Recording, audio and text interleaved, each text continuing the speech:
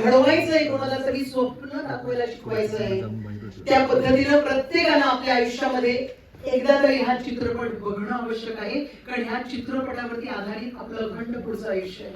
कोण हिरो होऊ शकतो? छान नाचणारा, सुंदर कपडे घालणारा, कमनीय बांधावाला, गोरा गोरा पान आणि ट्रिम केलेली बियर्ड. झूट आहे, सगळं झूट आहे. आमचा हिरो आज आमच्या समोर आहे. ज्यांच्यावर आधारित हा अखंड चित्रपट आहे ते ह्या चित्रपटाचे सर्वे सर्वा ज्यांचं आयुष्य आपण सांगतो आहोत ते आमचे हिरो आज तुमच्या समोर आहेत. चित्रपटाबद्दल हे सगळे बाकीचे बोलतीलच. सगळ्यांचं स्वागत करते.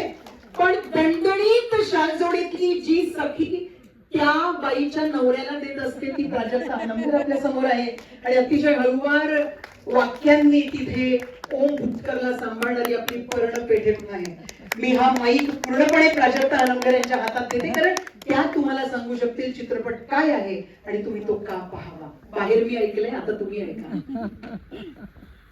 नमस्कार. हॅलो. मला वाटतं का पाहावा हे सांगायची गरज आता उरली नसेल. तुम्ही अर्धा चित्रपट पाहिलाय त्यामुळे तुम्हाला कळलंच असेल की का पाहावा. आता गरज आहे का पोहोचवावा. कारण आपल्या मातीतल्या आपल्या सुपर हिरोची ही कथा आहे. जे सुपर हिरो खरे नाही आहेत त्यांच्या कथा आपण कायमच उचलून धरलेल्या आहेत आणि यशस्वी केलेल्या आहेत. तर जे खरे आहेत आणि ज्यांनी मातीतल्या माणसांना वर आणण्याचं काम केलेलं आहे, त्यांच्यातला आत्मविश्वास जागा केलेला आहे, त्यांना शिक्षणाचं महत्त्व पटवून दिलेलं आहे. आणि शिक्षणाने माणूस कुठे जातो आणि त्याचं काय होतं हे तुम्हाला पुढे दिसेलच.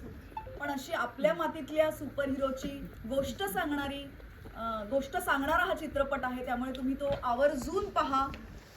तुमच्या सगळ्या मित्रमैत्रिणी, नातेवाईक, तुमचे ओळखीचे लोक यापर्यंत हा पोहोचवा.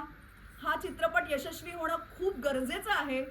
कारण काय म्हणतात, फक्त आपण पुढे चालून आपलं भलं होणार नसतं, तर आपण आपल्या आजूबाजूच्यांना घेऊन जेव्हा पुढे जातो तेव्हा आपण जेव्हा यशस्वी होतो ते यश फार मोलाचं असतं. मला असं वाटतं की माणसाने माणसावर प्रेम करावं हे सांगणारा हा चित्रपट आहे. त्यामुळे ही आता आपली जबाबदारी आहे की हा चित्रपट उचलून धरला पाहिजे आणि तुम्ही तो नक्की धराल याची मला खात्री वाटते.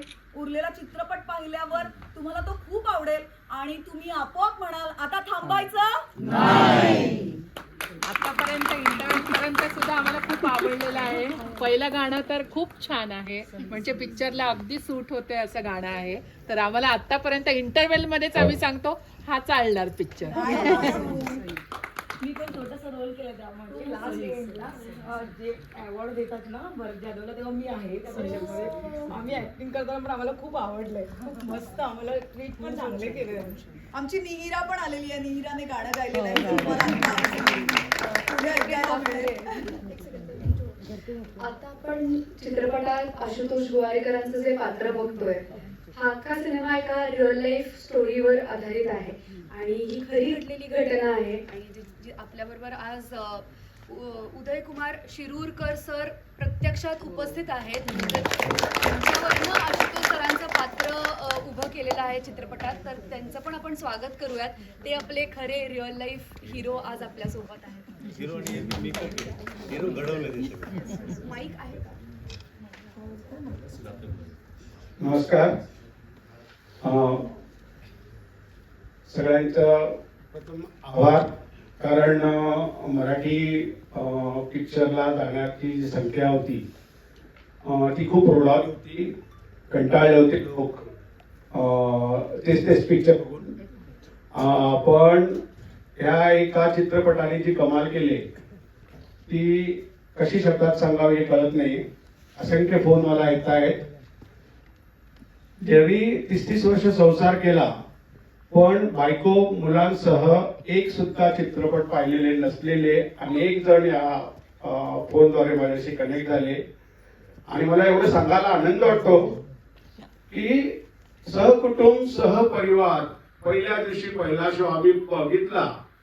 हे इतकं अभिमानाने सांगतायत की सर तुमचा पिक्चर असल्यामुळे आम्ही या पिक्चरला जाऊ शकलो. आम्ही हा पिक्चरचा आनंद घेतला आणि आनंद द्विगुणित करण्यासाठी आम्ही फोन करतो आहोत आणि आमच्या मित्रपरिवारांना हे सांगतो आहोत. मला वाटतं चित्रपटसृष्टीच्या मराठीच्या माध्यमामध्ये असं काहीतरी चमत्कारिक फर्स्ट टाइम घडत आहे. आणि ज्यावेळेला हा चित्रपट सुरू करायची कल्पना मी माझ्याकडे शिवराज वायचळणी धर्मवाल्या साहेब आले होते, त्यावेळेला मला एवढंही मी कधी गांभीर्याने घेतलं नव्हतं. पण चित्रपट बनल्यानंतर माझ्या काही आशा पल्लवित झाल्या. जसं आता मॅडमनी सांगितलं आपलं की तुम्ही सगळ्यांनी शिक्षण करण्यासाठी याचा प्रसार करा.